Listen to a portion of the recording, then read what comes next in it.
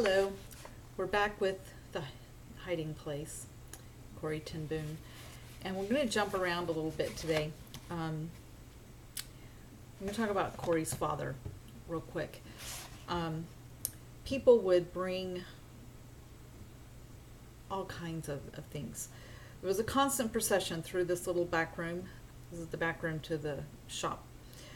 Sometimes it was a customer, most often it was a visitor, from a laborer with wooden klompen on his feet to a fleet owner, all bringing their problems to father, quite unabashedly, in the sight of customers in the front row and the employees working with us. He would bow his head and pray for the answer. He prayed over the work, too. There weren't many repair problems he hadn't encountered, but occasionally one would come along that baffled even him. And then I would hear him say, "Lord, you turn the wheels of the galaxies. You know what makes the planet spin. And you know what makes this watch run." And soon he would have his answer to how to fix that watch. Or his answer for the conversation that was being had with the person that was in the room. Corrie and Betsie learned at the heels of their father prayer and not to be ashamed. He prayed in front of customers that were waiting. He would stop and he would pray. Help me to fix this watch. Help me to help this person. What is it I need to do? They came to a point where they were listening to the radio and the Prime Minister said that Holland was being guaranteed that it would remain a neutral force, that they would not be a part of this war. It wasn't going to happen. And their father became angry and turned off the radio and quite frankly said, "You can't say that because man is fallible and we're going to get into this war. And those who are relying on the Prime Minister are going to lose hope. Those who are relying on our Father in heaven will not lose hope." That's a pretty powerful statement. Those who rely on the power of the Prime Minister will lose hope. But those who remain with their knowledge and faith in our Father in heaven, they won't lose hope. Though things may get really bad for Holland, he knows those who believe in Heavenly Father are going to make it. It's going to be fine. Within hours after they'd gone to bed, that same night that the Prime Minister had said that nothing was going to happen, Corrie woke up, startled and scared. Couldn't quite figure out what was going on, but she knew something was going on. And as it began to register, those bright flashing lights and then the explosions, we've been invaded. The Germans are out there, dropping bombs on our town. She and Betsie looked at each other and at the same time said, "War." They snuck downstairs and went into the kitchen. Well, they snuck downstairs and went to look out the windows down there and didn't quite know what to do. So what did they do? Betsie and I knelt down by the piano bench. For what seemed hours we prayed for our country, for the dead and injured tonight, for the Queen. And then, incredibly, Betsie began to pray for the Germans up there in the plains, caught in the fist of the giant evil loose in Germany. I looked at my sister kneeling beside me in the light of burning Holland. "Oh, Lord," I whispered, "listen to Betsie, not me, because I cannot pray for those men at all." They had learned by watching their father. There's a situation, you're afraid or you can't figure something out, you kneel in prayer. War had come into their home and they knelt in prayer, which also takes you back to where their father said those who were relying on the Prime Minister will lose hope, but those who rely on God will not lose hope. Corrie began to envision in her mind seeing her family being torn apart, each of them being taken away by different things, different objects were taking them away, and it kind of frightened her. And she asked, "Am I imagining these things because I'm frightened, Betsie? What do you think?" And Betsie said, "I don't know. But if God has shown us bad times ahead, it's enough for me that He knows about them. That's why He sometimes shows us things, to tell us that this too is in His hands." And the world will say, "Well, why did bad things happen? Why did war happen in Holland? Why did this come in there and these people who didn't want it, why did it happen to them?" Well, sometimes things that people do affect people who are innocent. Our Heavenly Father doesn't step in to take someone's free will away.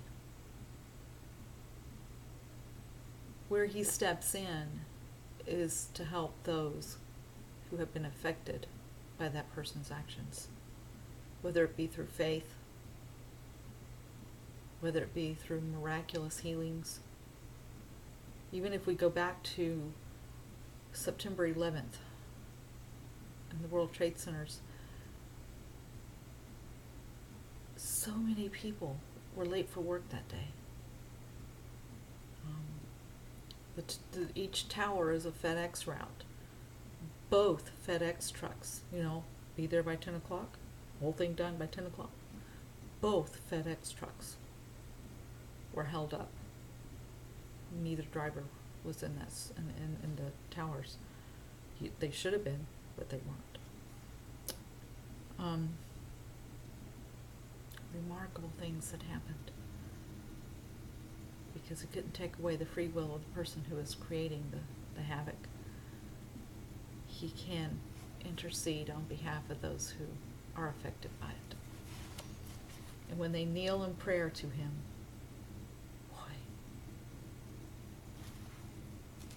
they get grand answers.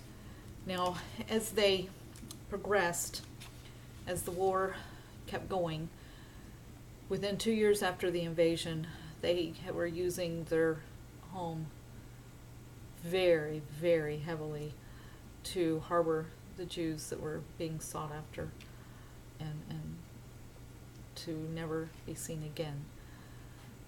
So she had to have all kinds of, it was a full, every moment of the day, 7-day-a-week job to take care of all of this that was going on, and the harboring that they were doing, and the helping that they were doing, and the other people that were helping them. And one thing that began, because war was there, they had to have the food rations, and they had to have a food ration card. And because these people that were coming through, and through their underground, didn't really exist, because they were going through this underground to get to safety. They couldn't just walk into the food ration office and get their food ration cards.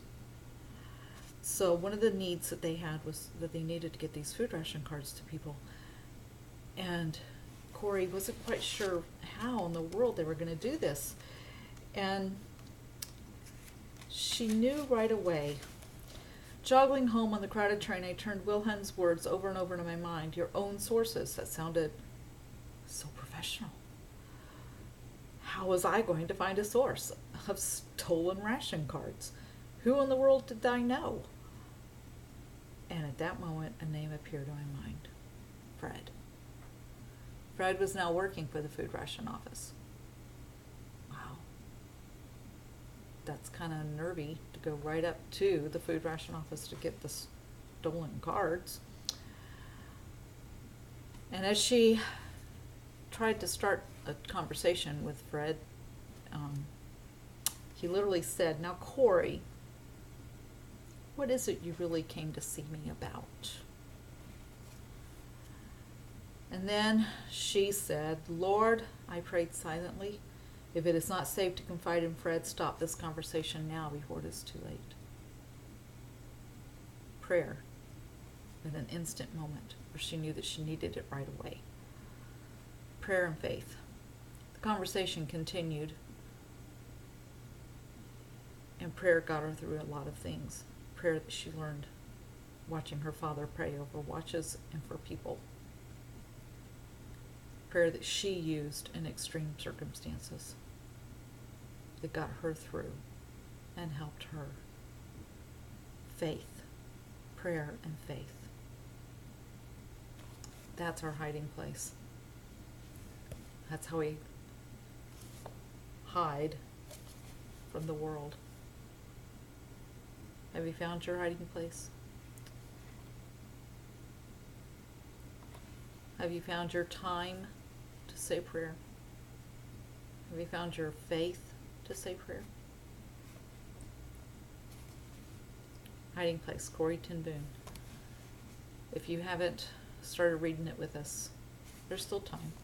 You still have about that much left. We got this. So till next time,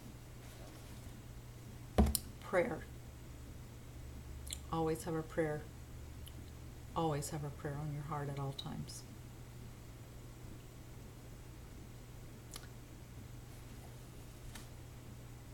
I pray that God forgives them.